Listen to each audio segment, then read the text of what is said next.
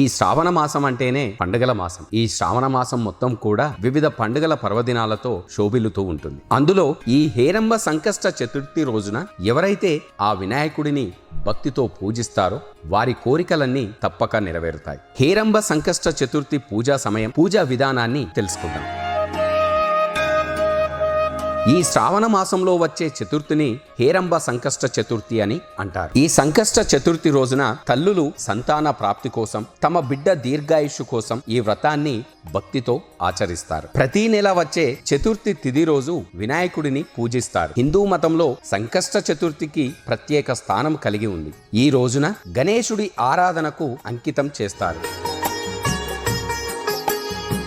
సంకష్ట పూజకు ఉన్న విశిష్టత ఏంటి అంటే, సంకష్టి అనే కష్ట సమయాల నుంచి బయటపడేయడమని దీని అర్థం.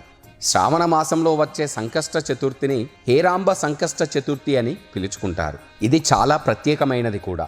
ఎందుకంటే ప్రత్యేకంగా రక్షిత స్వభావానికి ప్రసిద్ధి చెందిన గణేశుడు 5 తలల రూపమైన హేరంబను పూజిస్తారు. హేరంబ సింహంపై స్వారీ చేసే సంరక్షక దేవుడిగా వినాయకుడిని కొలుస్తారు. ఈ రూపాన్ని పూజించడం వల్ల భక్తులకు ధైర్యం, జ్ఞానం, దుష్టశక్తుల నుంచి రక్షణ లభిస్తుంది. ఈ చతుర్థిని భక్తితో పాటించడం వల్ల శాంతి, శ్రేయస్సు, జీవితంలో ఏవైనా అడ్డంకులు ఉంటే తొలగిపోతాయి. అందుకే విఘ్నాలు తొలగించే వాడిని వినాయకుడు అని పిలుచుకుంటారు. ఏ పని తలపెట్టినా ముందుగా వినాయకుడికి తొలి పూజ చేసి ఆ దేవుడి ఆశీస్సులను పొందుతారు.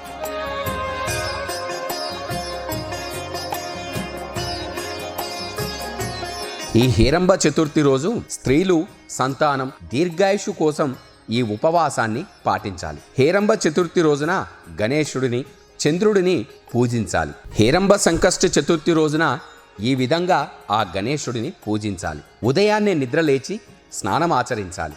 పూజా గదిని, ఇంటిని శుభ్రం చేసుకోవాలి. పూజా మందిరంలో ఒక పీట ఏర్పాటు చేసుకొని వినాయకుడిని ప్రతిష్ఠించాలి. దేశీయ నెయ్యితో వినాయకుడి విగ్రహం లేదా చిత్రపటం ముందు భక్తితో దీపాన్ని వెలిగించాలి. పసుపు రంగు పూలదండ ఆ వినాయకుడికి సమర్పించాలి.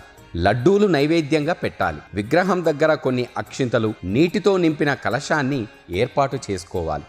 పూజా విధానానికి దుర్వా గడ్డి, అరటి పండ్లు భక్తితో సమర్పించాలి. వినాయక చవితికి సంబంధించిన కథను పారాయణం చేయాలి. అలాగే గణేశ మంత్రాలు, స్తోత్రాలు భక్తితో పఠించాలి. ఇలా చేయడం వల్ల మనం చేస్తున్న పనుల్లో ఆటంకాలు తొలగి విజయం సిద్ధిస్తుంది. సాయంత్రం వేళ గణేశ హారతిని భక్తి శ్రద్ధలతో జరిపించాలి. ఈ వ్రతంలో భాగంగా చంద్రుడికి నీటిని సమర్పించాలి. చంద్రుడికి ఆర్షం సమర్పించే నీరు మీ పాదాల మీద పడకుండా చూసుకోవాలి. ఇలా చేయడంతో పాటు ఉపవాసం పూర్తవుతుంది. ఉపవాసం విరమించిన తర్వాత సాత్విక ఆహారం తీసుకోవాలి. భక్తులు ఈ పూజ చేసే సమయంలో ఓం గణేశాయ నమః అంటూ భక్తితో ఆ వినాయకుణ్ణి వేడుకోవాలి. ఇలా ఈ పూజ చేయడం వల్ల ఆ విఘ్నేశ్వరుడి కరుణా కటాక్షాలు మనపై ఎల్లప్పుడూ ఉంటాయి. ఓం విఘ్నేశ్వరాయ నమః.